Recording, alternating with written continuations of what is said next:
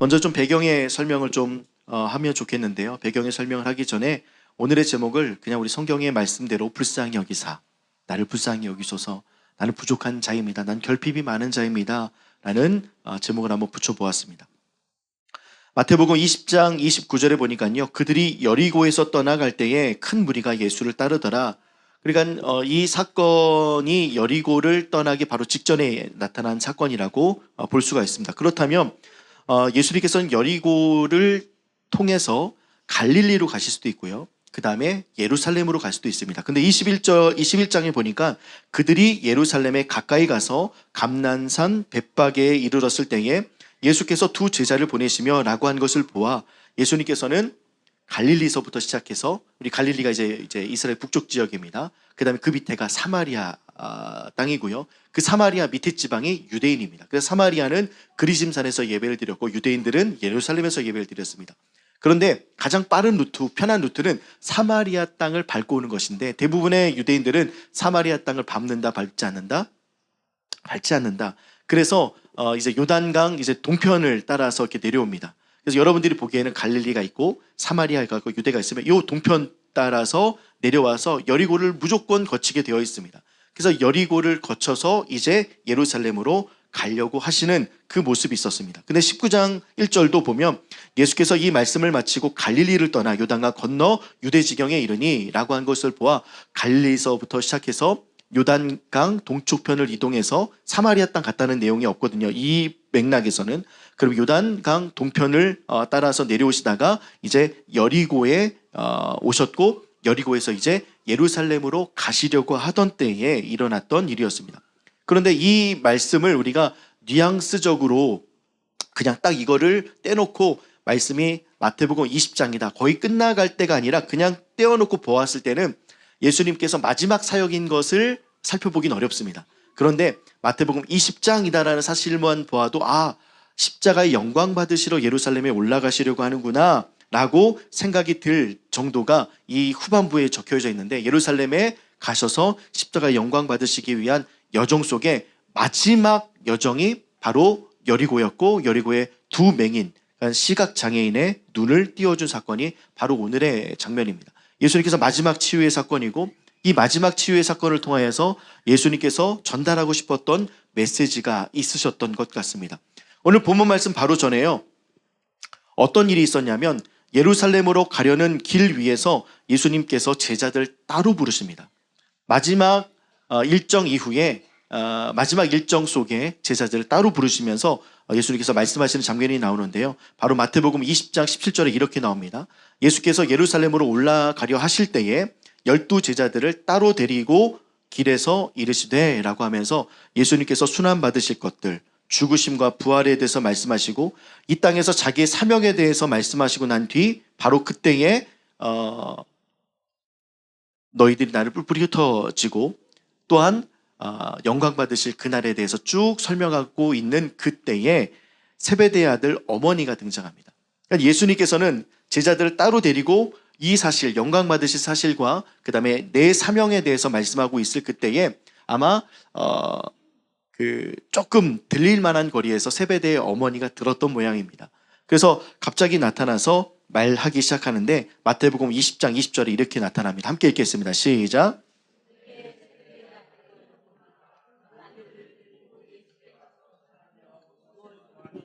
아마 제자들에게 이 말씀을 마치고 나서인지 아니면 말씀을 하시고 나서 거의 끝나갈 무렵인지 모르겠습니다. 아마 제자들이 쭉 이렇게 흩어지고 있을 때 세베대 아들 두 아들 데리고 아마 예수님께 나왔을 것 같아요. 그때 제자들도 무슨 말씀을 하시려나 하면서 멀리 떨어지지 않고 그 근방에 있었던 것 같습니다. 그때에 뭐라고 이야기하냐면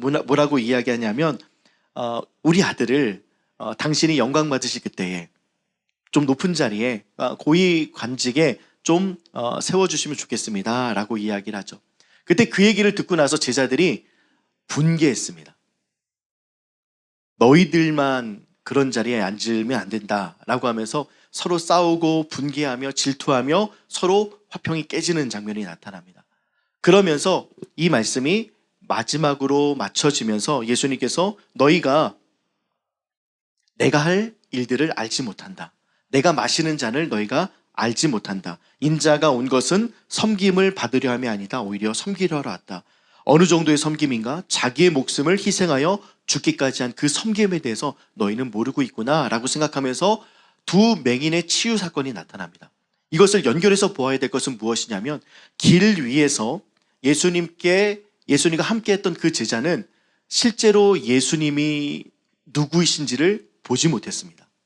그리고 육체적인 질병을 갖고 있는 두 시각장애인을 치료하시는 장면을 통해서 아직도 영적으로 어둡고 예수를 알지 못하는 사람들에게 영적인 눈을 열고 예수가 누구인지, 길 위에서 누구를 쫓아가야 되는지, 표면적으로 나의 영광을 위해서만 쫓아갔던 제자들의 모습과 발걸음을 멈추게 하시고 이 치유 사건을 통하여 제자들의 눈을 열어주시고 세베대의 아들의 어머니의 눈을 열어주시고 그 무리들을 따르는 사람들의 눈을 열어주시고자 이 시각장애인을 치유했던 사건이 바로 오늘 본문에 나타나는 것이죠.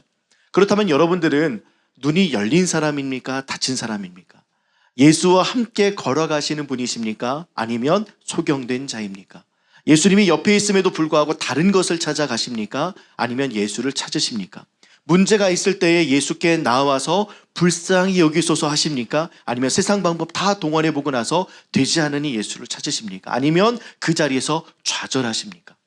우리의 시선과 우리의 마음이 예수님께로 향하지 않으면 우리도 영적인 맹인이다. 영적인 시각장애인이다. 우리는 보지 못하고 있다. 들어도 보지 못하고 또한 보아도 보지 못하는 상태가 바로 길 위에서 일어났습니다. 오늘 이 시각장애인에 대해서 좀 살펴보면서요. 한번 좀 깊이 있게 한번 시각장애인을 이번 한 주간 동안 좀 생각을 해봤습니다. 어떻게 지내실까? 어떻게 그들은 살아갈 수 있을까? 우리도 영적인 시각장애인일 때가 있지 않습니까? 보지 못하고 예수님을 온전히 따르지 못하고 예수를 보아도 보지 못하고 예수를 들어도 듣지 못하고 예수를 찬양한다 하지만 내 마음은 그냥 선율과 가락에만 있지 진짜 내 마음에서 나타나는 찬양이 없다면 오늘 이런 시각장애인의 모습을 통해서 나의 시각장애인 모습이 밝아지고 또한 눈이 열리는 아름답고 귀한 역사를 발견하는 시간 되었으면 좋겠습니다. 먼저 시각장애인을 한번 좀 살펴보고 싶은데요.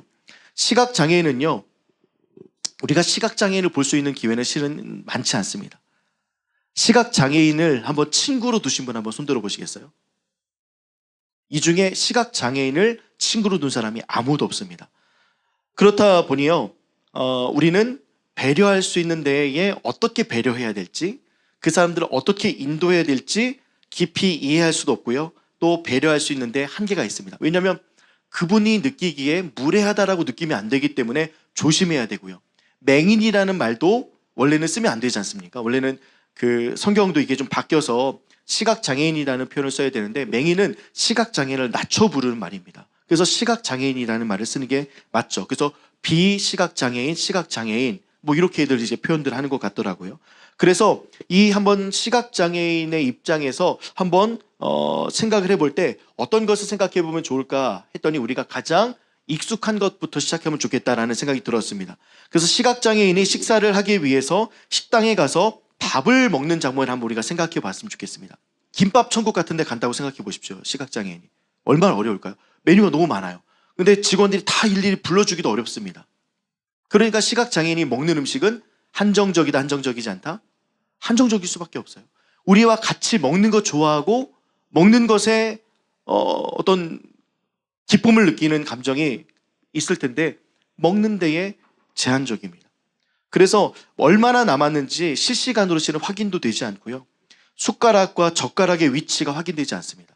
그러니까 딱 들어가자마자 더듬더듬 뭔가를 만지겠죠. 그러면 주변 사람의 시선도 좀 느껴질 겁니다. 게다가 우리 식당에 가면 우리는 거기에 컵도 있고 그다음에 만약에 냉면집에 가면 식초도 있고 겨자도 있고 한데 겨자인지 식초인지 구분이 안 됩니다. 그러니까 만져보고 냄새를 맡아보겠죠. 그런 모습을 통해서 그 다음에 기다렸던 사람이 그 자리에 앉고 싶을까요? 앉고 싶지 않을까요? 혹여나 코로나 시절이면요, 이게 혹시라도 병균이 묻어서 그러지 않을까? 시각장애인이 옮는 것도 아닌데 그 자리를 오히려 더 깨끗이 치우려고 오히려 시각장애인이 갔을 때 그냥 똑같이 치우면 되는데 오히려 치우는 사람도 죄송합니다 깨끗하게 더 치우려고 애를 쓰는 모습이 있지 않을까 싶어요. 그래서 숟가락과 젓가락의 위치도 확인되지 않고요. 음식의 거리도 가늠되지 않습니다. 몇 개의 반찬이 나왔는지 우리는 알죠. 무슨 반찬인지, 이게 따뜻한 반찬인지 시원한 반찬인지, 이게 국물이 있는 반찬인지 국물이 없는 반찬인지요. 입에 묻은 것을 닦기 위해서 티슈 확인 위치. 우리는 요즘에 이제 테이블에 옆에 열면 이게 티슈가 있잖아요. 근데 그것도 이제 학습을 통해서 알아야 될 겁니다.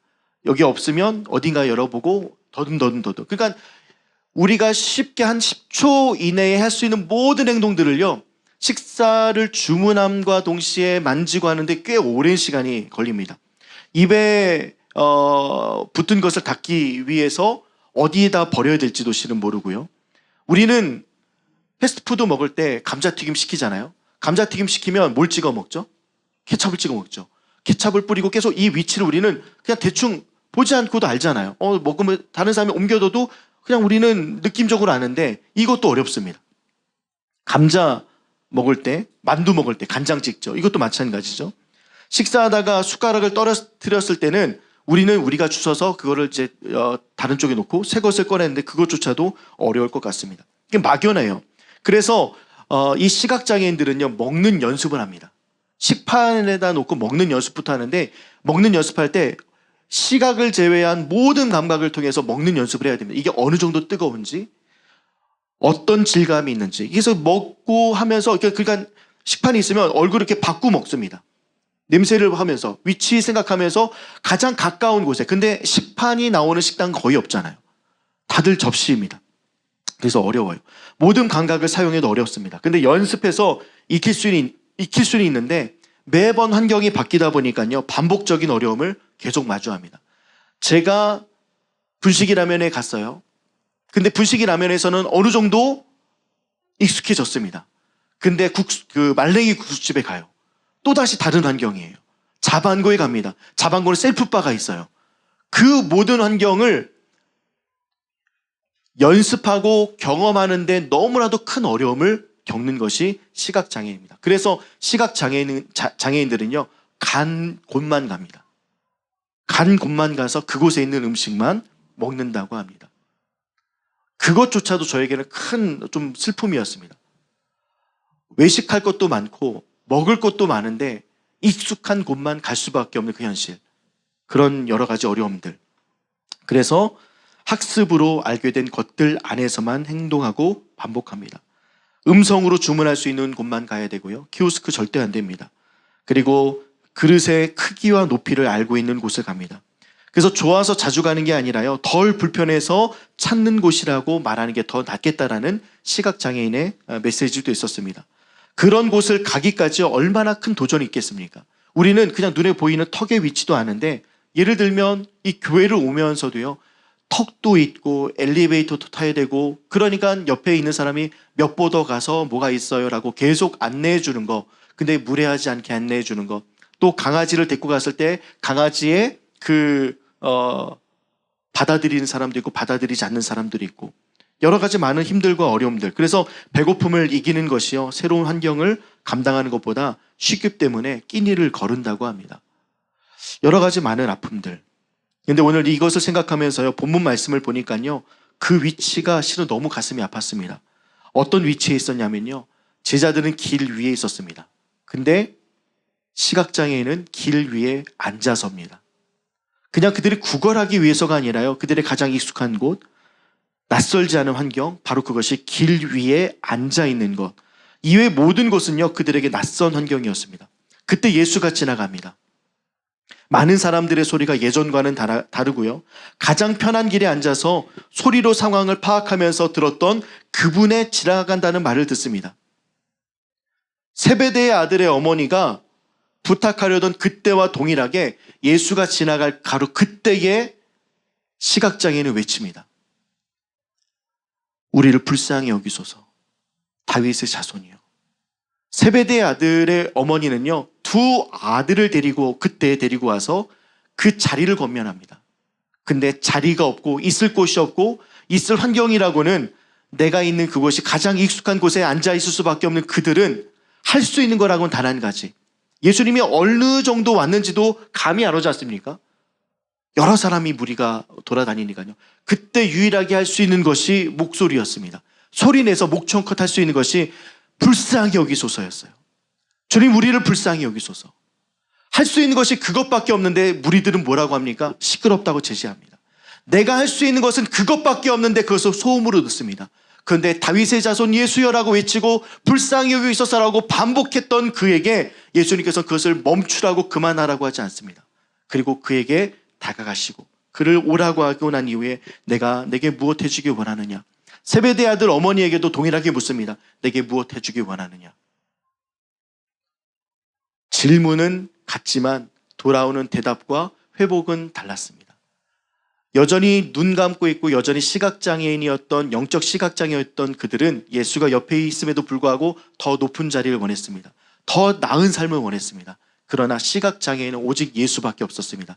이때가 지나가면 나는 오늘도 눈먼 상태, 나는 내일도 눈먼 상태, 나는 모레도 눈먼 상태, 절망된 상태가 지속된다. 그러니까 사람들은 이 존재마저 내가 여기 있습니다, 내가 여기 있어요 라고 외칠 수 있는 그 존재마저도 부정하고 있는 그때에 가장 절박한 심정으로 찾은 이가 바로 예수였습니다. 우리가 알고 있는 그 예수를 찾기 시작하고 부르기 시작했습니다. 우리는 그런 절박한 상황 속에 예수를 찾는 사람입니까? 아니면 더 나은 삶을 살기 위해서 예수를 찾는 삶입니까? 물론 어떤 사람들이 보기에는요, 눈먼 것, 더 나은 삶을 살기 위한 거라고 할 수 있겠죠. 근데 더 나은 삶이 아닙니다. 이것은 기본적인 삶입니다. 하나님께서 하실 수 있는 가장 기본적인 삶을 우리가 살아가지 못하면서 그들이 요청했던 것은요, 눈뜸이었습니다. 그때 예수께서는 내게 무엇 해주기 원하느냐? 보기 원합니다 했더니 눈을 만지시면서 낫게 해주셨던 역사가 바로 오늘에 있었던 일들입니다. 여러분들, 예수와 함께 지내면서 우리는 나를 불쌍히 여기소서라는 말씀을 하나님 아버지 앞에 드린 적이 몇 번이나 있을까? 내 결핍의 상태가 있을 때, 나의 결핍의 상태로 내가 살아가는 매 순간순간마다 하나님 앞에 불쌍히 여겨주소서, 나를 돌봐주소서라는 기도, 이것은요, 내가 할 수 있는 것이 제한된 사람들만 할 수 있는 고백들입니다. 할 수 있는 것이 아무것도 없고 손발 다 묶이고요, 할 수 있는 것이 아무것도 없고 길 위에 그냥 앉아있는 사람, 가장 가난한 영혼, 할 수 있는 거라고는 나를 불쌍히 여기소서라고 할 수밖에 없는 그 한마디밖에 없는 자가 예수를 만났다는 사실을 통하여 우리가 세상 많은 것에 결핍을 갖고 있어서 내가 스스로가 해결하려고 노력했던 수없이 많은 가지의 일들 속에 하나님 필요 없이 지냈던 일주일의 기간들을 생각해 보면 우리는 불쌍히 여기소서라는 말이 필요 없었던 사람들이었습니다. 그러나 오늘 이 본문 말씀을 통해서 불쌍히 여기소서라는 말을 통하여 우리 주님께서 긍휼히 여기시고 그 긍휼이 은혜가 되고 그 은혜가 그에게는 구원이 되었습니다. 나는 하나님 앞에 어느 정도 불쌍히 여겨달라고 매 순간마다 기도하고 그 불쌍히 여김이 하나님만이 해결할 수 있는 유일한 방법이다라는 사실을 생각하면서 고백하는 외침인지, 그냥 내 상황 좀 해결해 주세요, 주님 나를 불쌍히 여기 도와주세요 라는 그런 기도 말고요, 당신이 나의 유일한 희망입니다, 당신이 나의 유일한 통로입니다, 나를 불쌍히 좀 여겨주소서 라는 고백에 실제의 고백, 시각장애인이 그런 고백을 통하여 결국 주님을 만나서 주님의 제자가 되었던 것처럼 우리도 불쌍히 여기소서라는 말씀을 통하여 주님을 만나고 주의 제자가 되는 아름답고 귀한 역사가 나타나는 오늘의 시간 되었으면 좋겠습니다. 시각장애인에게요, 소리는요 선택이 아니라 유일한 통로였습니다. 이것을 예수는 아셨습니다. 사람들은요 무시하기 바빴죠. 그러나 시각장애인에게 소리가 선택이 아니라 유일한 통로인 것을 아시고 예수님께서는 그대로 두셨습니다. 잠잠하라고 말씀하지 않으셨습니다. 다가오는 사람들 중에 예수를 확인할 방법이 없어서 소리를 질렀습니다. 그리고 그들은요 늘 긴장하며 살았을 겁니다. 우리는 눈 떠서 걸어가기 때문에 긴장의 요소가 없습니다. 근데 그들은 눈을 감고 다니면서 늘 긴장하며 살았고, 그 긴장하며 살아서 살 때에 가장 안전한 곳, 길 위에 늘 앉아 있었던 그곳에 앉아 있었던 것, 그것이 가장 안전하니까요. 조금만 움직여도 내가 긴장되니까요. 그래서 한 걸음 한 걸음이 우리는 선택이 아닙니다. 그런데 그들에겐 선택이었습니다. 예수께서 불쌍히 여기셔서 치료했던 모든 과정과 순간들이 바로 이와 같이 우리가 생각하는 것 이상의 기품으로 그들을 치료하시고 그들을 긍휼히 여기시고 그들을 회복하신다. 그러니 우리 주님께서 내가 다 안다, 내가 너를 다 안다 라고 이야기하시면서 긍휼을 베푸시고 은혜를 베푸실 때는요, 우리는 표면적으로 반찬의 위치, 얼마나 불편할까, 얼마나 힘들까, 단지 그 정도인데 예수님께서 긍휼히 여기시고 그를 고쳐주기 위해서는 A부터 Z까지를 다 한다. 너의 모든 걱정, 너의 모든 고통, 너의 모든 심령의 가난함, 다른 사람들의 시선마저도 힘들고 불편했던 것까지 내가 다 한다 라고 하면서 그의 눈을 고쳐주었던 것. 그러니까 예수님께서는 손을 대지 않고도 그를 고쳐줄 수 있음에도 불구하고 그에게 손을 대십니다. 내가 다 한다. 얼마나 힘들었는지 내가 다 한다. 여러분들 마음속에 힘들고 어려운 일들, 매일매일 삶 자체가 낯선 날같이 느껴지는 일들이 혹여나 있다면 그것을 가지고 그냥 끙끙대지 마시고, 그것을 가지고 내가 스스로 해결하려고 애를 쓰지 마시고 한번 이렇게 고백해 보았으면 좋겠습니다. 주님, 나를 불쌍히 여기소서. 매일매일이 좀 힘듭니다. 매일매일 좀 긴장이 됩니다. 하나님, 사람들은 나를 냉소하고 조롱하고 비웃고 내 존재가 사라진 느낌마저도 받을 만큼이나 내가 지금 누구인지 모르겠습니다. 이것이 주님 너무 힘듭니다. 나를 불쌍히 여기소서. 근데 이런 이유와 어떤 사설을 쭉 하나님 앞에 말씀드리지 않더라도요, 여러분들 그냥 단지 주님, 나를 불쌍히 여겨주옵소서. 당신밖에 없습니다. 당신이 나의 모든 것 되십니다. 당신의 긍휼이 나를 회복합니다. 당신의 긍휼이 나를 치유합니다. 당신의 긍휼이 나를 은혜로 인도합니다 라는 마음과 자세가 내 마음속에 깊이 바뀐다면 여러분들의 영적 시각 장애인의 상태가 열려 하나님만 바라볼 수 있는 상태가 될 줄 믿습니다. 긍휼은요, 자유로 흐르고요, 긍휼은 치유로 흐르고 긍휼은 구원으로 흐릅니다. 오늘 그리팅과 마음의 예배 가운데 이렇게 질문해 보았습니다. 여러분은 무엇을 두고 주여 불쌍히 여기소서라고 말하고 싶은가요? 또한 여기에 연해서 한번 다른 질문을 한번 적어봤습니다. 요즘 내 삶에 부족한 것은 없는데 이상하게 숨막히는 지점은 어디인가요? 요즘 내 삶에서 예수님이 잠시 멈춰 주셨으면 하는 자리는 어디인가요? 불쌍히 여겨주소서라고 할 때 예수는 멈췄습니다. 반드시 자녀의 외침에 아버지는 멈춥니다. 여러분들 불쌍히 여겨소서가 여러분들의 이 한 주의 기도가 되기를 주님의 이름으로 축복합니다. 한번 따라해 볼까요? 불쌍히 여기소서. 이 불쌍히 여기소서의 그 능력은 결국 우리가 보았던 것처럼 회복, 치유, 제자됨, 은혜로 연결됩니다. 그래서 늘 힘든 일이 있을 때마다 다른 방법을 찾는 것을 잠시 멈추고, 다른 방법을 찾으려고 애를 썼던 나의 발걸음과 내 시선을 멈추고요, 잠시 좀 눈을 감고, 시각장애인, 내 영혼의 시각장애인의 상태는 눈을 떴을 때 나타나지 않습니까? 그러니까 눈을 잠시 감으십시오. 눈을 잠시 감고 내 마음이 어디로 갈지 우선은 정리하시고, 내 눈도 감아서 어디로 내 시선을 향해야 될지 눈을 감으시고 하나님 앞에 주여 불쌍히 여겨주소서, 나를 불쌍히 여겨주소서, 주님 나를 불쌍히 여겨주소서 라고 할 때 주님께서 우리 앞에 멈춰서 이렇게 말씀하실 줄 믿습니다. 내가 내게 부어타여 주기를 원하느냐. 그때 여러분들의 마음과 여러분들의 필요를 말씀드리면 됩니다. 주님, 이것을 원합니다. 주님, 이렇게 되길 원합니다. 이렇게 되기를 소망합니다. 여러분들 영적으로 무감각해진 상태로 2026년도를 지내지 않으셨으면 좋겠고요, 내가 내 마음이 분산될 때 꼭 눈을 한번 감아 보십시오. 시각장애인 체험한다라는 느낌이 아니고요, 내가 보는 것을 닫겠다, 내가 관심 갖고 내가 시선 뺏기는 것을 나는 눈을 감겠다, 그리고 하나님만 바라보겠다 하며 주님께 나를 불쌍히 여겨 주옵소서, 불쌍히 여겨 주옵소서 라고 기도할 수 있는 이 한 주가 되기를 주님의 이름으로 축복합니다. 긍휼은요 정말 치유가 임하고요, 긍휼은 은혜로 향하게 되고요, 긍휼은 우리에게 자유를 베풀어 주시고 긍휼은 우리에게 구원을 베풀어 주십니다. 그 구원의 하나님을 이 한 주 경험하는 저와 여러분들 되었으면 좋겠습니다.